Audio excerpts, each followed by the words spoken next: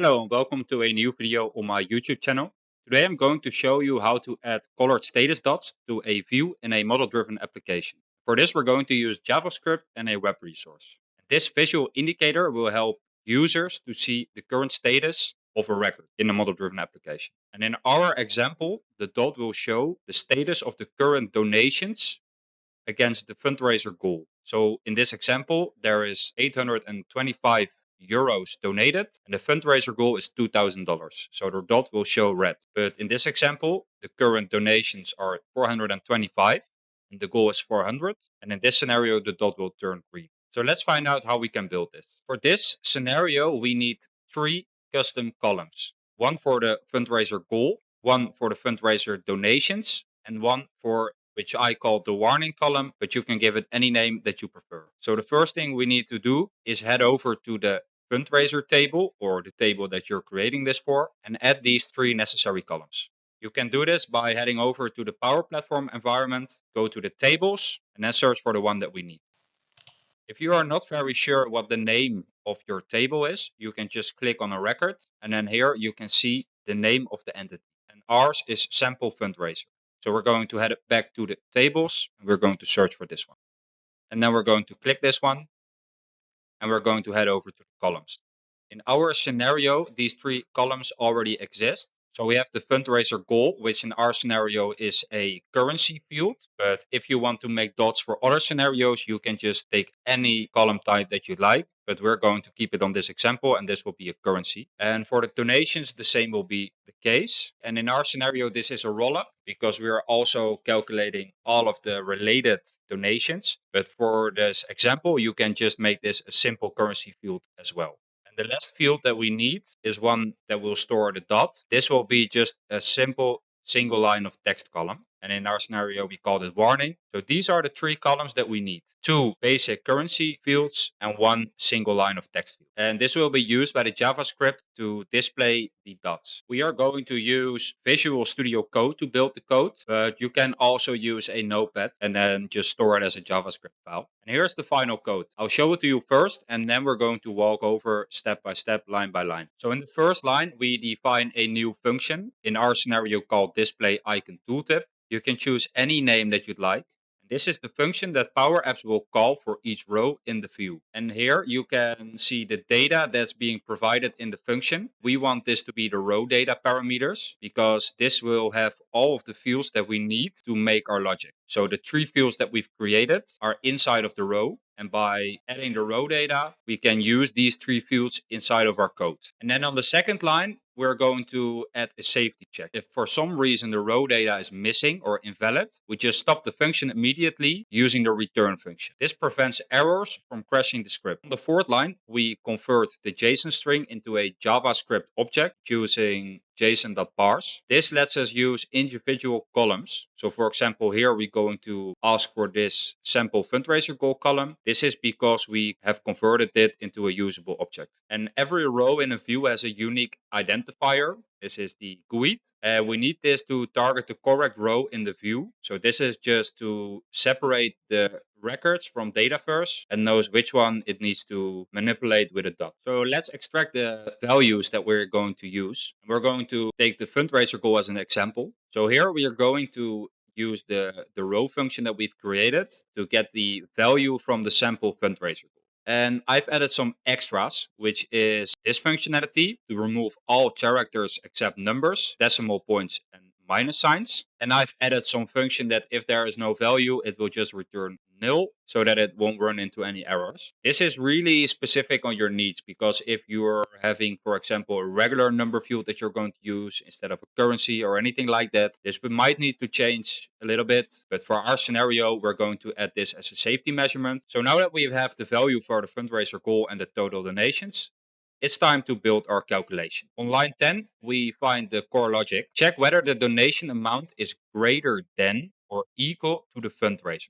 If this is the case, we set the color to the variable green. If not, it becomes red. And we also build a tooltip. This is what you will see when you hover over the dot. We've added some static and some dynamic data. So this is the static data, which will always be visible. And these are the numbers it will dynamically extract from the row data. So now that we've given a color and a tooltip, it's time to build the HTML. We just create a small div with inline styles. We've got the width and the height both on 14 pixels, making it a small circle. So this you can just choose to change whether you want a bigger circle or maybe you want a completely different icon. These are all things that you can change in the HTML. So this is all static, and the only parameters that we're giving is the color and the title for the tooltip. So everything that you configure right here will be automatically applied on the HTML. So if you want orange, yellow, purple, lilac, any color that you'd like, you can change it here and it will be given to the HTML. And then we're going to the last lines. And this on line 15 will ensure that we have access to the jQuery, either from the current window or the parent frame. PowerApps loads the jQuery internally, and this is a safe way to use it. And then this is the line where the magic happens, because we're waiting for the page to be ready to be used. And we then use the jQuery to select the exact cell for this row. And this is why we needed the record ID, so it knows which record in the view it needs to manipulate. And then we're going to say which column we want to manipulate. And for our example, this is the warning column, but this is like the third custom column that you've created. And then here we're going to say that it's the label that we want to manipulate. And then we're going to replace this by our custom made HTML. So this might be a little bit technical. And if you really want to go into depth, I advise you to follow any type of JavaScript course, but for us, it's just important that it works and that we know what we're manipulating. So that's our JavaScript, and we're now going to upload this to our PowerApps environment and making sure we apply it in the view, and then we're ready to see the magic happen. So we're going to save this locally to our computer, and if you're working on a notepad, just make sure that you add .js at the end, then it will automatically store this as a JavaScript file. I've already saved this to my desktop, and now we're going to upload. Hey guys, I just launched my brand new interactive PowerApps e-learning course, Build Your First Model-Driven App, made for beginners. And because I believe in learning should be accessible, it's priced at just $39, plus I've got a special $10 discount just for my YouTube audience. Use one of these codes during checkout and you will be rewarded an additional $10 discount. We're the power ninjas on the rise, building dreams beneath the skies. Bracky's got the moves so slick, with power apps we make it click. Power ninjas here to save the day. Bracky leads the way, apps that make your problems fade. Innovation tailor-made.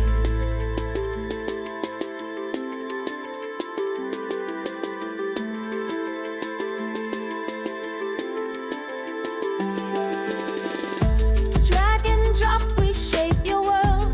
Every line of code unfurled. From dashboards bright to workflows clean. Power apps create the scene.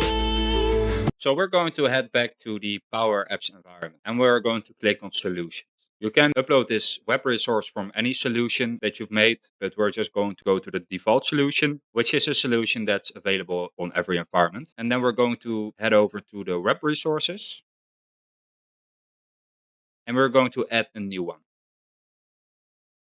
We're going to go to More and click on the web resource. And right here, you can upload the file. And as you can see, the Power Platform automatically returns the code in here, so you can always make changes right here. As you can see, it also makes a logical name, display name. You can even add some description for the other developers, and we're just going to hit save. So now that we've uploaded our JavaScript to the Power Platform, it's time to add it to the view. We're going to do this by going to Advanced Setting. It's not possible to do it from the modern designer, so we need to go to Advanced Settings. Once in the Advanced Settings, we want to head over to Customizations, and we want to select Customize the System.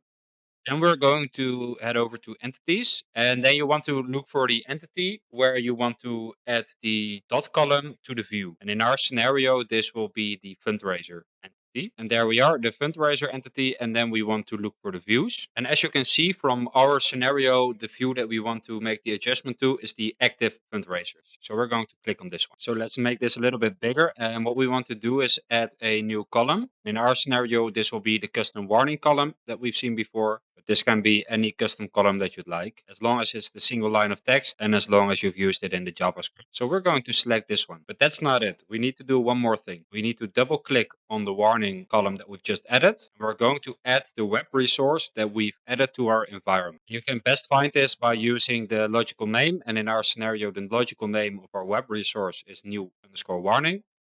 So we're going to select this one. And in the function name, we want to copy, paste the name of our function from the JavaScript. This will be display icon tooltip, but this can be any custom chosen function name that you'd like. Here you can select the width of the column, but 100 pixels is enough to fill our dot. So we're going to select OK, and then we're going to hit save and close. And then we're going to select publish all customizations. And now our column is added to the view in the model-driven application. And it's time to start testing. Here we are back in the application. And if a target is met, then it will be green. If it's not, it will be red. So for example, if we're going to add a donation here, and as I mentioned before, you could have made this a basic one, then you could have changed it just manually. But in our scenario, it is a roll-up of all of the donations added here. So for example, if we're going to add a donation of $5,000, example YouTube, find anyone who made a donation, VentureWorks, very generous company. Let's add this one. And then because this is a roll-up, we need to manually recalculate this.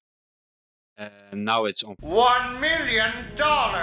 So we're going to head back, and yes, there it is. Goal is met, so the dot turns green. Obviously, you can use this in any scenario with any type of column. We've just ran really in a specific example with the fundraiser goal, but you can use this for any use case in a model-driven application.